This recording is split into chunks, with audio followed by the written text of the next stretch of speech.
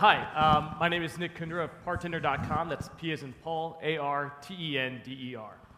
We are a business tool that reduces the time it takes bar managers and owners to do inventory from a frustrating 5 to 6 hours to 15 minutes or less. And we do this by digitizing this crazy, archaic paper, pen, clipboard process into a few taps and swipes on iOS. You just really tap where the liquor level is in the bottle and swipe to the next bottle. Now, as a result of being so fast, our customers have actually increased their bottom lines by 6% in under 3 months simply by being able to do inventory multiple times a week. And that statistic is from customers that have been doing inventory 3 to 4 times a week. Now, why is inventory so important to do? It's because there's a 23% shrinkage in the industry, an inventory loss due to overpouring, employee theft, and so much more, that occurs because no one is watching the liquid assets that are sitting on the shelves, because the process of doing inventory is so difficult to do that no one either does it or it only gets done once a week or once a month. With this, people are doing it so often that they're actually getting that control and transparency over the bar and immediately identifying any shrinkage and cutting those losses. Perfect. All right, let's jump into the questions here. You got 3 minutes to answer the first one. What 3 pieces of information would you like to share that you didn't convey yesterday? Okay, so the market right now for places that serve alcoholic beverages is 987,000 establishments in the US. The really cool thing about that, even though they do 121 billion in sales every year from the US, the worldwide market is about 1 trillion. Inventory is a global problem, and the coolest thing is that we're actually now working with Starbucks, not at the corporate level, but in test markets, to go ahead and do their inventory on syrups and coffee beans and more. So the market is not just in places serving alcohol anymore, it's anything that you can take a picture of and you need to inventory it for supply chain purposes, doing inventory and automating that supply chain. So that's a really cool thing. The second thing is that we're actually a bootstrap company. In 3 weeks, in our pilot markets in Gainesville, I guess all the way through Australia, with Margaritaville and Hooters, we booked $100K in annual revenue. And we've been all working off sweat equity as a bootstrap company, and we love it. We're really young. I think the average age is 23 on our team, so it's cool that we're bootstrapped and still making pretty big strides in the industry. The third thing is that starting today, to everyone, we know word of mouth in the industry is super critical and super important. So to anyone who refers a customer over to Partender.com and they sign up, there's a little how field. And if they sign in saying that your name referred to them, we'll go ahead and give you 5% commission for the first 3 to 6 months. And that's for all of our plans, from those that start at $99 a month up to $8.99 a month, depending on the customer's business's needs. All right. Next question. What's the biggest challenge your startup faces, and how are you going to overcome it? So the biggest challenge we face is sort of twofold. In hospitality, distribution is very tough, but it was also very difficult for us because we only had one tier that we were offering, and that was like an $8.99 solution. And we had a lot of customers really excited about that because it offers a ton of accounting analytics. What we kind of recently did was switch things up over at 500 startups and now have this $99 tool that I told you about, which allows even places like Velveteen Rabbit down the road, a small craft cocktail bar, to do inventory in 15 minutes.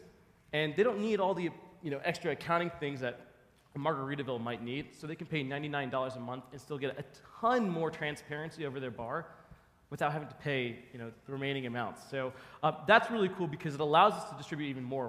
We're actually working with Clover Point of Sale. It was backed by Anderson Horowitz, and now is with First Data. They do $1.5 trillion in credit a year. We'll be one of their launch partners upcoming soon, so you will see us. If you go to our website, TechCrunch, there's a little logo up top where we integrated with them at their hackathon this past September, and you can see our integration with Clover Point of Sale too. And then, final question: how are you going to use the prize money?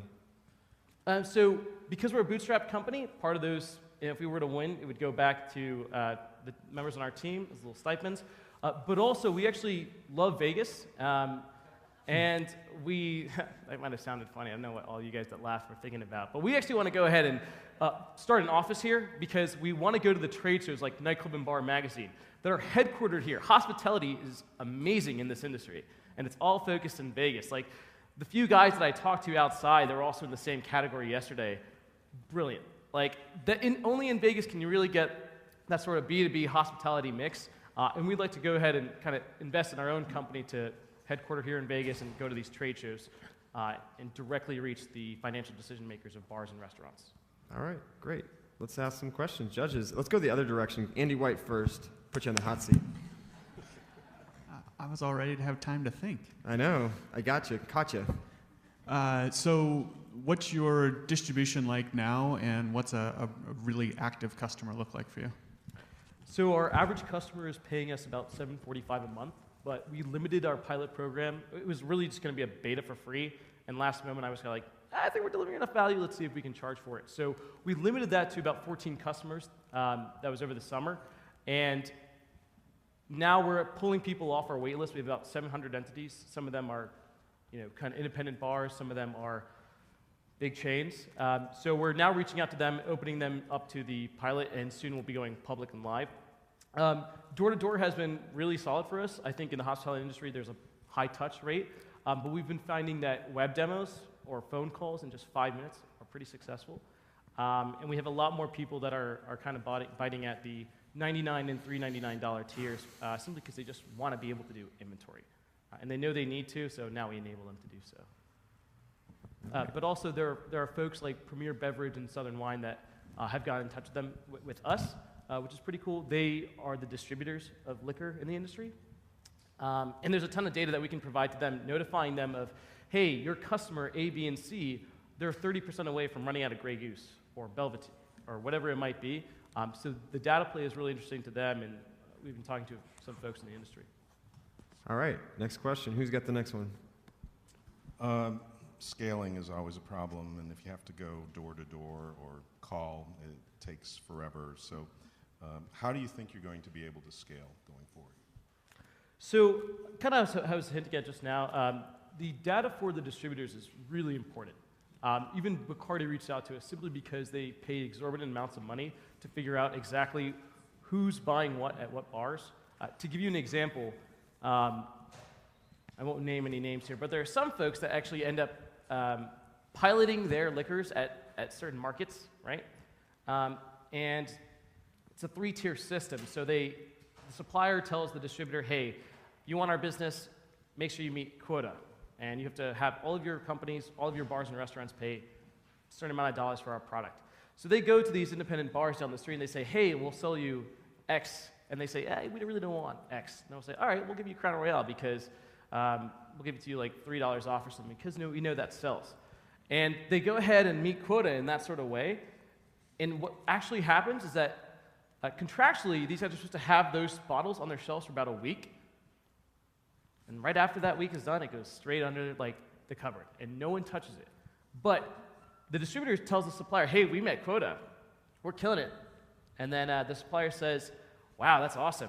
Let's go ahead and ramp up our distribution and supply chain. We're going to mass produce this thing because it works so well in test markets, and you're not going to be expected to push 3x the amount. That's a big issue because a lot of these suppliers spend so much money mass producing things that do not sell. With Partender and the back-end analytics that we kind of talked about yesterday, that allows the supplier and distributor to see what's actually moving in the bar.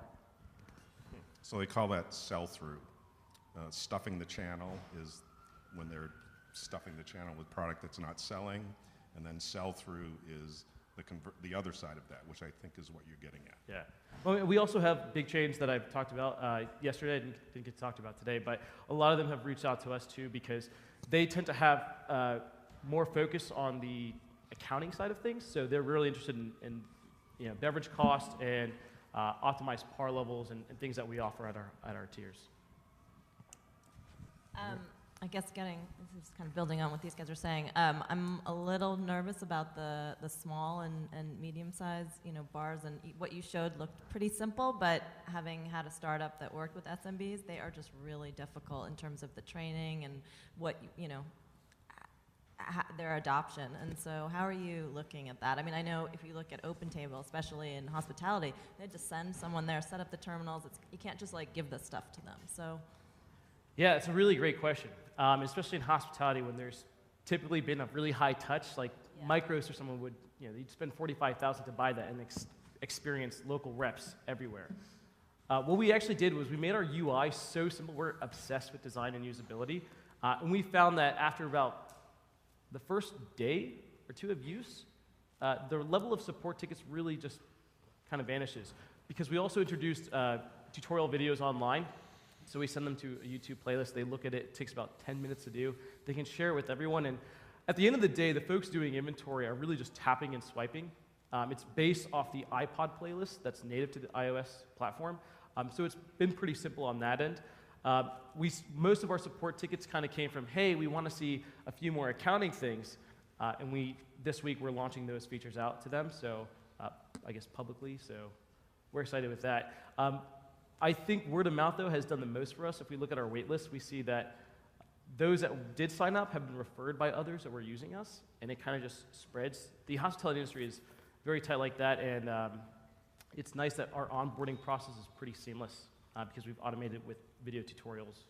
All right, next question.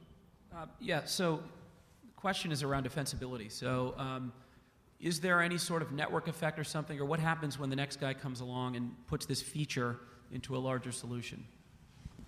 Yeah, we aren't the only people that have been solving this problem or trying to solve this problem. There have been people out here since like 1993 trying to do the same thing. I think the difference with us is that although we have IP, we're really focused on the business logic. Because, we're also focused on the design side of things too, because you can't actually have over-engineered technology that's been produced for the past 20 years go out into these bars and restaurants and expect them to do the same thing. Couldn't they copy your UX? I mean, the key is the swiping, filling thing. Yeah, so they could try to mimic it, but there are very subtle things that we do that we've learned the hard way, I guess, that allow us to move a lot faster. And through these partnerships that we're making, should see a lot of buzz in about 4 weeks, we're looking at high expansion and growth. In the past couple